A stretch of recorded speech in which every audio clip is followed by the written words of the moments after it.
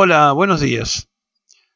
Más allá de la enorme cantidad de fórmulas que se presentaron, lo insólito del comicio son las cifras de los votos en blanco.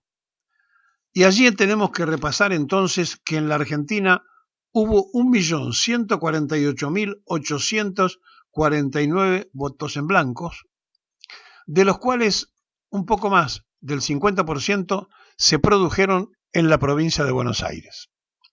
Si a esto le sumamos que, por otro lado, tenemos una cantidad bastante importante de votos impugnados, 293.041, nos estamos encontrando con casi una cifra de 1,5 millones de personas que no tenían en claro a quién votar o que anularon su voto como un testimonio más de la bronca. Y si contamos que el que ganó las elecciones ha tenido un voto bronca que se dio en los barrios más humildes como en los barrios más aristocráticos, nos vamos a encontrar con un panorama bastante desalentador, 40 años del comienzo de la democracia, acerca de cuál es la opinión de la sociedad argentina sobre los procesos democráticos. Y esto encierra un tremendo peligro, porque es de imaginar que a nadie se le puede estar ocurriendo pensar o imaginar una dictadura. Sin embargo, las muertes de las últimas horas antes de votar influyeron para que la mano dura ganara espacio y votos.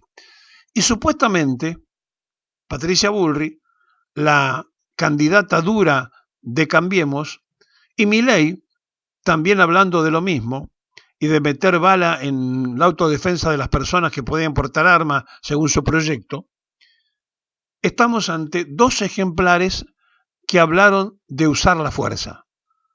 No la prevención, no el análisis, sino la fuerza de la represión.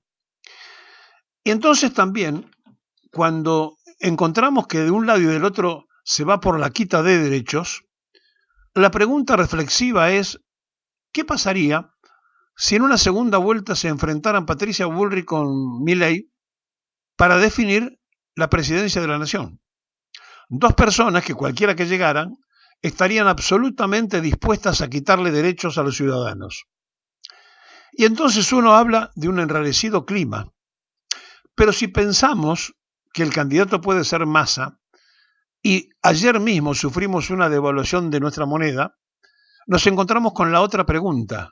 ¿Y cómo se hace para remontar una elección cuando se es ministro de Economía y no se toman medidas rápidamente para el bolsillo del ciudadano? Y entonces allí tenemos el otro choque de situaciones. Alguien que tiene el poder para definir la economía, como decía Irigoyen, de la visa la más sensible, que era el bolsillo, y que no hace por lo menos ningún amague en este momento, y que tendrá que hacerlo si es que quiere mejorar su perfil frente a la sociedad.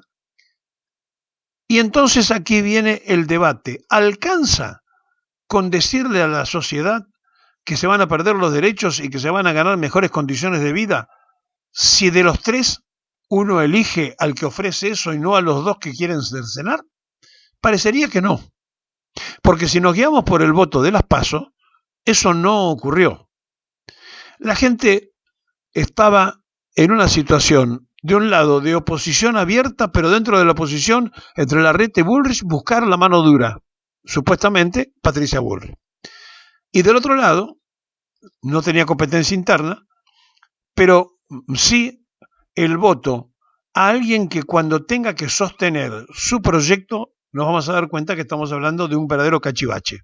Porque no se puede cerrar el Banco Nación, cerrar los ministerios a tontas y a locas sin tomar ninguna determinación que pueda reordenar eso. No se cierra el Banco Central de la República Argentina sin tomar una determinación previa de cómo se va a resolver esa crisis, porque el Banco Central es el control justamente de que los bancos no hagan lo que se les cante gana, sino que estén controlados por un banco que está en manos de los argentinos, pero que hasta el tiempo de Perón estaba en manos de los ingleses. Y Perón fue el que nacionalizó el Banco Central de la República Argentina.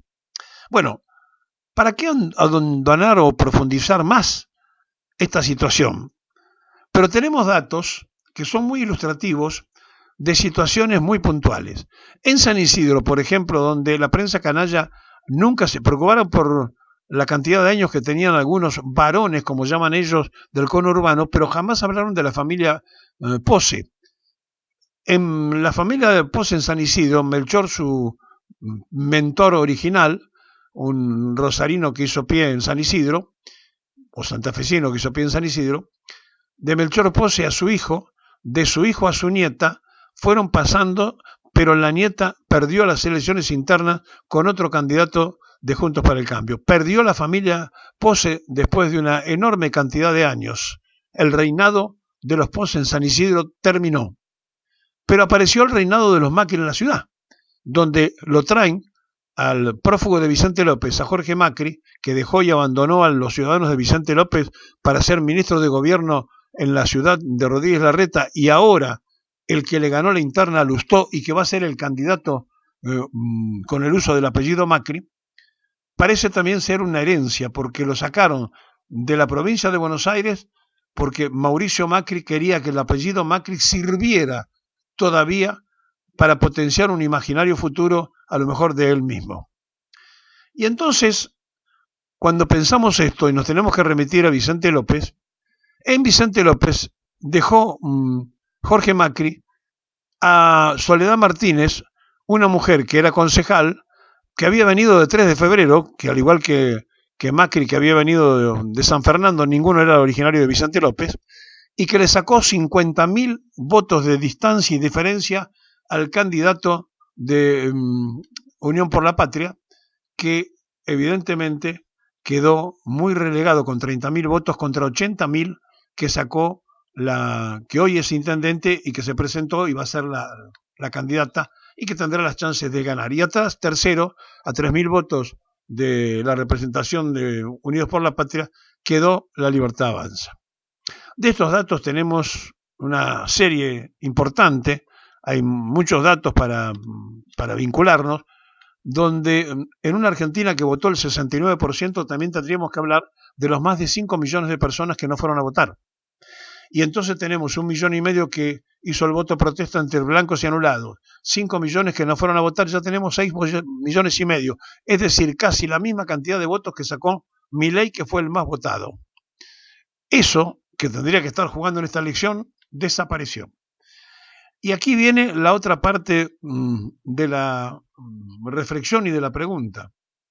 ¿Cómo se llega, cómo se hace para que los puntos que pueda ganar Massa en un debate presidencial, que no tenemos ninguna duda, con los candidatos que se van a presentar, tanto con Miriam Bregman, con el cordobés que ganó Hacemos por la Argentina, o como los otros mencionados, Patricia Bullrich o el propio Milei, a Massa le sobra para enfrentarlos a todos, tiene más dialéctica, tiene más formación y tiene mejor movimiento para poder ganar el debate presidencial. Pero digo, ¿cómo hacemos para que le alcance si como ministro de Economía no toma las medidas de urgente que hay que tomar para resolver el bolsillo, que es la víscera más sensible, decía Hipólito Yrigoyen y repetía el general Perón?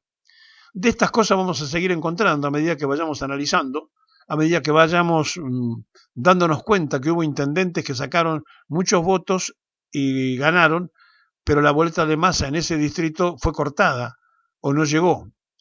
Y entonces nos encontramos también con combinaciones muy extrañas, gente que de pronto votaba a Milei al intendente local, que es justicialista, y cosas así como llamativas, que también pasó con lo de Cambiemos, que está marcando una situación bastante compleja. Mientras tanto, en el cuartel de Massa están planificando un acercamiento con el sector que fue derrotado, con el sector del actual jefe de gobierno de la ciudad de Buenos Aires, a los efectos de saber si están dispuestos a hacer una ampliación más generosa que le pueda ayudar a Sergio Massa, o si están convencidos que ellos van a votar a Patricia Bullrich. Bueno, están haciendo los primeros approaches, las primeras aproximaciones, y hay algunos representantes de ese sector radical que quieran hablar con cierta urgencia con Sergio Massa. Veremos, hay que esperar que pase el tiempo para ver qué cosas ocurren en esta Argentina bastante insólita.